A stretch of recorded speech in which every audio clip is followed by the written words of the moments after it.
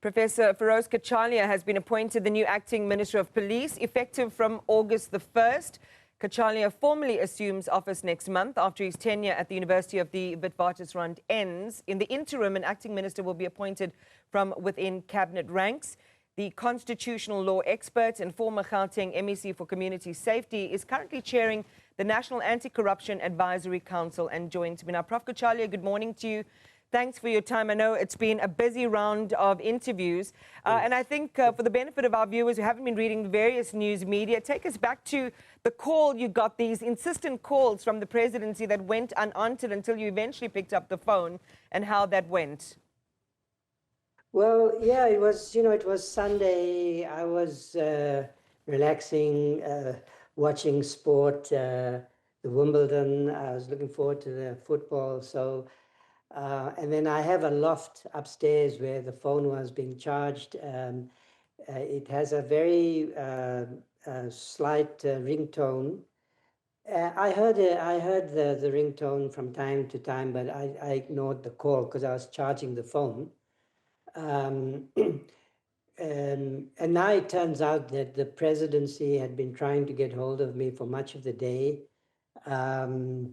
Eventually, they got hold of my brother, Justice Cachalia. He called, but I was ignoring the phone. Actually, I'm not going to be able to do that anymore.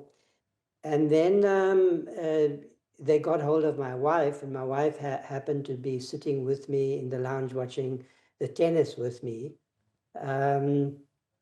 Yeah, from then we were able to understand that the president was trying to get hold of me. I believe at around 6:30, he got hold of me and explained to me that he was going to appoint me in this portfolio. I had to explain to him that, in fact, I'm currently the director of the Mandela Institute at Wits in the law school. And that, I was retiring in the institute at the end of this month, which is why he had to make the appointment effective from August. So there's a kind of interim period of just over 2 weeks where he had to find another solution. Yeah, I mean, I guess in some ways, perhaps it might explain why the news conference that everyone was gathered to watch at 7 only sort of kicked off, I think, just after 7:30 that evening. I just want to quickly ask, I mean, what did you think? Did you hesitate, Prof? No, not for a second, Iman. I mean, I've been politically active, and I don't know what it means to the current generation, but I mean, the country's democratic institutions, the success of our democratic project, the development of our society, that's my passion. That's what I've lived for, frankly. So I didn't hesitate. I was surprised. I was not, of course, expecting anything like this. I mean, I've been an academic for, I think, 15 years or so, after serving for about 15 years in Gauteng in government. And as you know, before that, from a very young age, I gave my all really to the priority, which was always political change in the country. So, to be appointed in this portfolio is a great honor for me. I'm very appreciative that the president has expressed some confidence in my ability. I do feel humbled, slightly daunted, but I'm going to tackle the challenge with all my energy. You are already flying into a political storm. Well, the appointment is with the economic freedom fighters describing it as unconstitutional. They're arguing Section 98 of the Constitution allows the president to assign a minister's powers only to another minister, not to someone outside cabinet. You see in the MK party as well, labeling the appointment as grossly unconstitutional, politically dubious, financially burdensome and cowardly. They're planning to challenge it in the Constitutional Court and potentially table this motion of no confidence in the president. What are your thoughts on that and what it spells for your ability in this very complex time to work in a focused fashion, Prof? Look, I haven't been in Parliament for a long time. I expect it's a very adversarial body. I've watched some of the debates, or if you can call them that.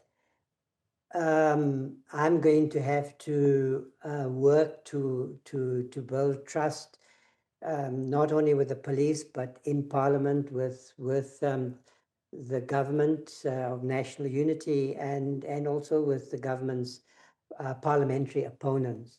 So I expect some of this. I think it's it's a democracy, so it's highly contested space. The president is almost always criticized by his opponents, who have great skills, unlimited abilities to invent reasons to attack him and to attack his government. That's par for the course. The president has made a political decision in the circumstances that arose after Commissioner Mzwandile made those very serious allegations. The president had to act by putting in place a process to determine the facts, because the facts are as yet undetermined. He has decided to take some action which the public would have demanded anyway in the circumstances against the incumbent minister, as he would have had to do with any minister in the similar circumstances. I think it's a positive thing in the development and growth of our democracy that these forms of accountability are gradually being established in our system. These forms of accountability are not regulated by the Constitution. Constitution is not such a detailed document. It doesn't explain when there should be a minister or somebody in an important position should step aside, or when there should be a resignation. And these, generally speaking, are not legal questions. They are political and ethical questions. Now, the president under the Constitution, so this is all I will say, because those who want to challenge these decisions can do so in court. The president has strong powers in the Constitution to appoint members of the cabinet. He is empowered to appoint 2 members who are not current members of Parliament. It remains to be seen whether I will be sworn in as a member of Parliament or not. There are ample precedents for this. Yeah. The president appoints and the president can remove. I have no expectations, for instance, about occupying this position, but as long as I'm in this position of responsibility, I intend to carry it out to the fullest. Yeah. I don't think, Amani, that the president, it should be assumed that the president and his team had not thought through how to explain his decision to the public. He clearly had to to explain why the appointment only takes effect in August. And I will say one final thing about this matter. There is a tendency increasingly in our politics to present every political question as a legal one, as a constitutional one. And the lawyers, of course, have a field day inventing all kinds of technical often subterfuges, which are really besides the point. We are faced with a situation in the country following these revelations or these allegations, the president exercising his powers under the Constitution had to act. He has done so. And I'm only, I've been asked to step up to the plate, and I'm going to do so. You know, I think there is really an impediment. All right, I want to leave that for the moment. And if I could ask you, Prof. Cachalia, you know, we're a visual television medium. I just would like to ask you to just step back one step, just so we can see your whole face. Otherwise, we're only getting the lower half of your face. So contrast for us this impression you would have had hearing Lieutenant General, and it's Lieutenant General Mkhwanazi, his inflammable press conference, riven with serious allegations of criminal infiltration and political interference, and the fact that you are being put in place to lead such a volatile portfolio. What is your strategy? I mean, I know it's only a day or so in, 24 hours or so in. What are your immediate instincts and how you plan to deal with this strategically? So, Iman, I have very strong ideas about this current situation and what needs to be done. For the last 3 years, I've been chairing the Anti-Corruption Council, and I've had the benefit of reflection and research on the South African Police Service and other components of the criminal justice system, the MPA, and so forth. So I have strong views. I don't think it would be right, even before I'm sworn in, and without having had the benefit of discussions with the senior leadership of the police, including General Mkhwanazi, to to say what should be done. I think the way I'm going to approach this is to meet with the senior leadership across the country, start with the National Commissioner, listen to them, understand their views, and work with them on identification of the priorities and what needs to be done. Of course, my responsibility in that process will be to indicate to them what I think, because that's what the exercise of executive authority will require.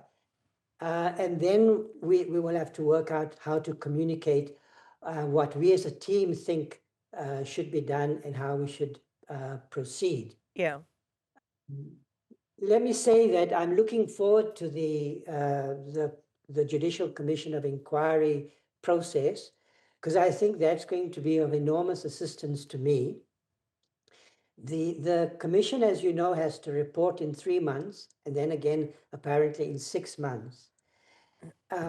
Their fact-finding and the determinations that are made in that objective, reliable process, and the recommendations that they are going to make is going to be of enormous assistance to me in tackling the challenges that I think are going to be confronted. I would have been in a much more difficult situation, I think, had such a process not been put in place, because I would have had to make those determinations simply through, if you like, conversation with the police. But now I'm going to have the benefit of a Judicial Commission of Inquiry, which is an objective process, a process that is reliable by judges who are experienced in making findings of fact.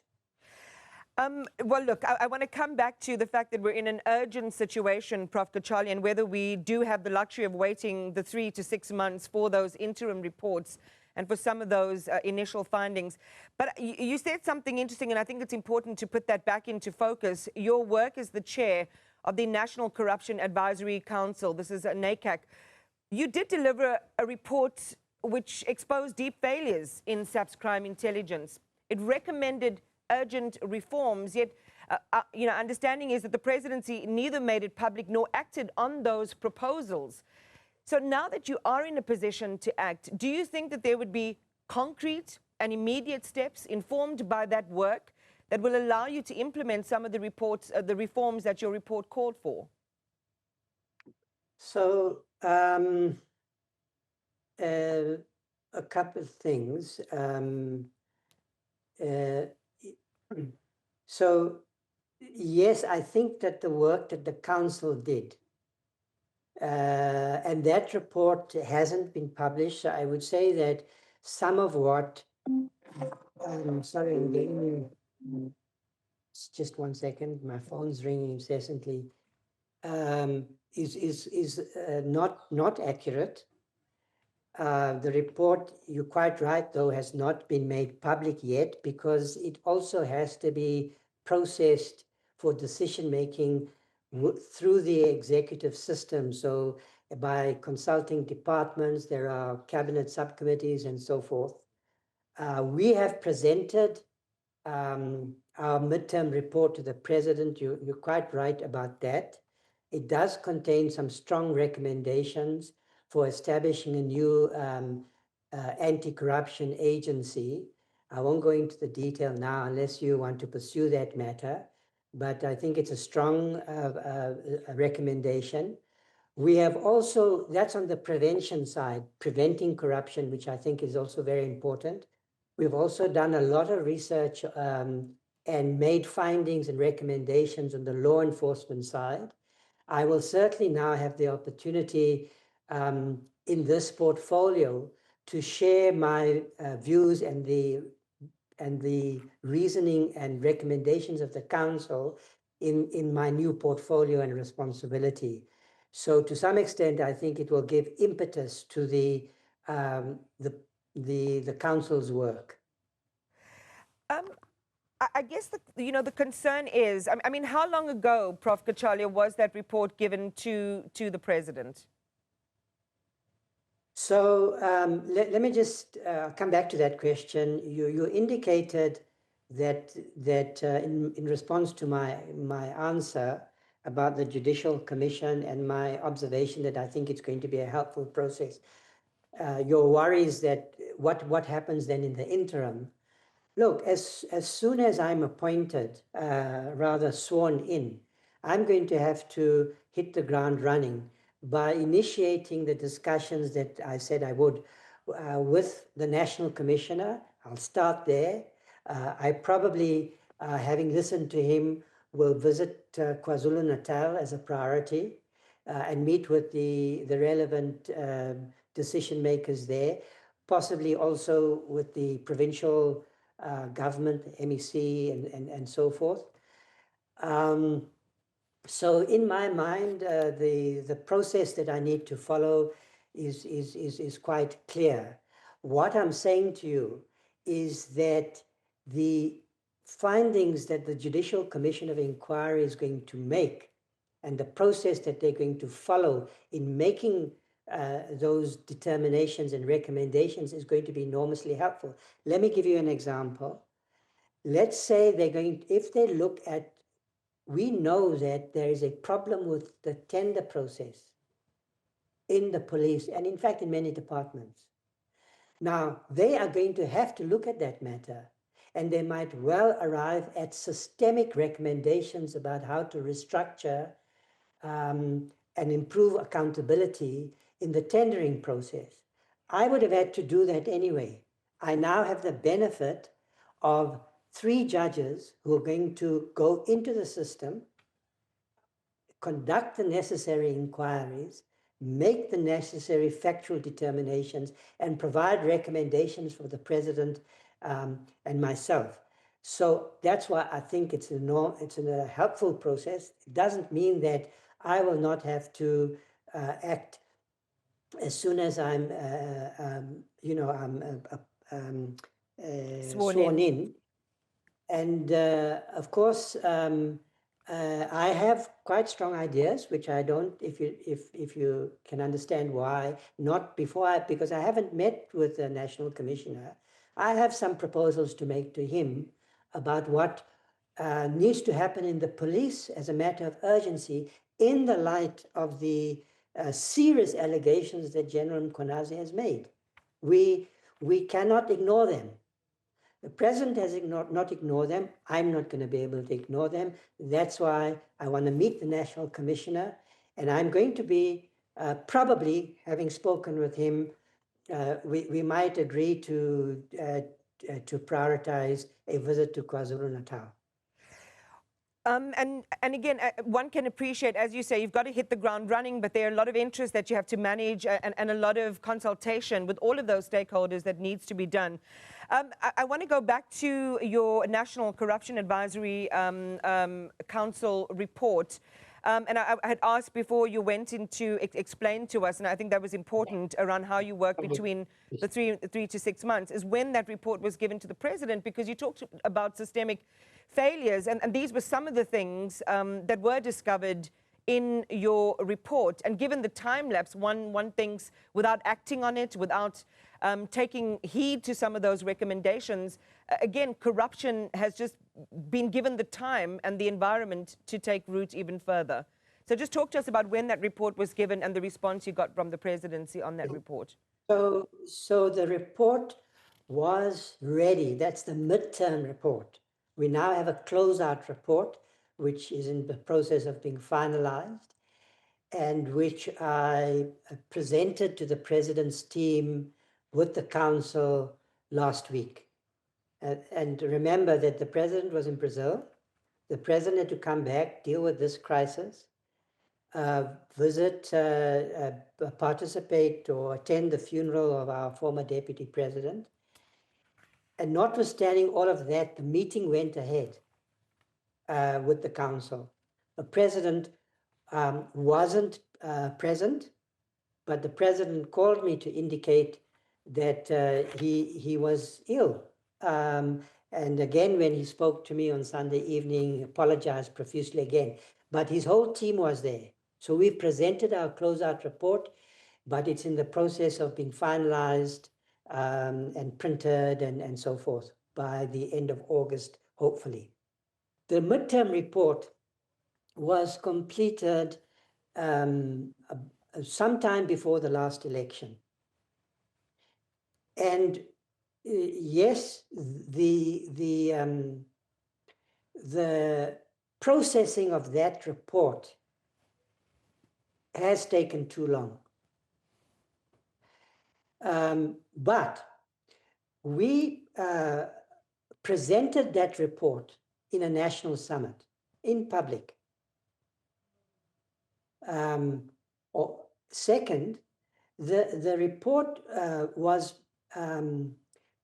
is being processed through the decision-making process in the executive.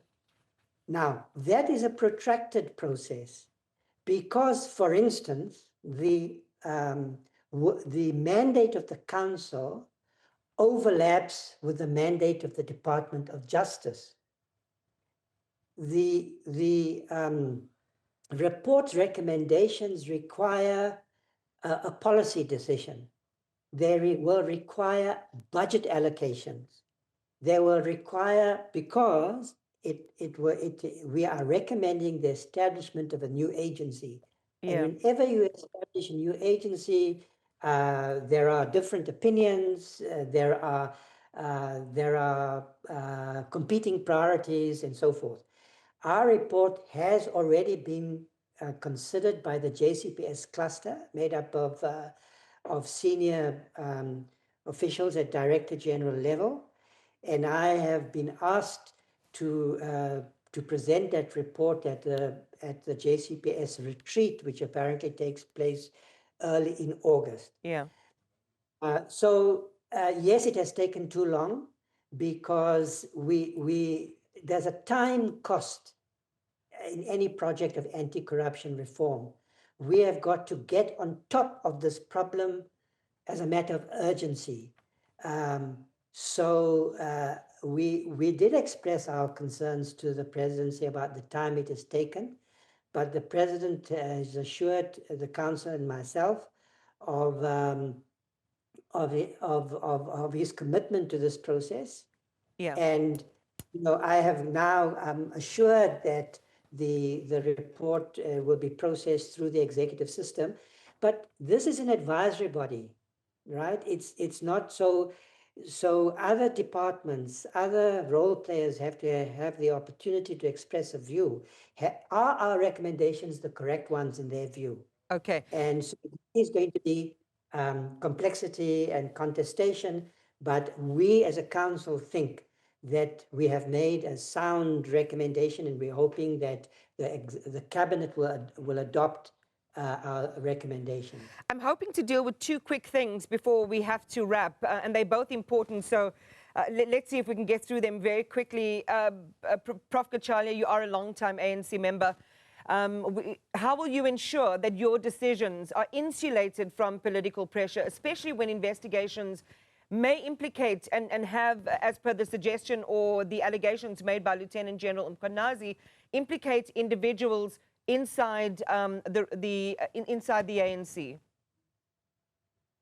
You know, Iman, so the government represents the people of this country, and it governs under a constitution. It is not, the government is not an extension of any political party. That's number one.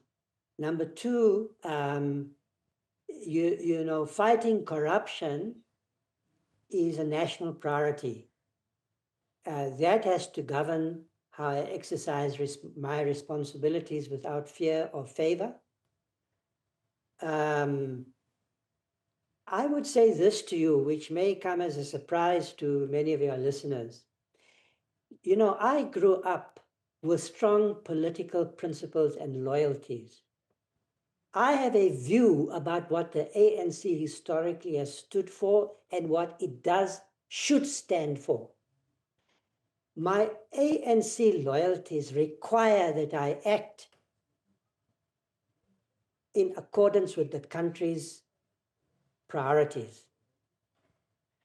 Corruption in the ANC is an enormous source of shame to me and to many of us in the ANC.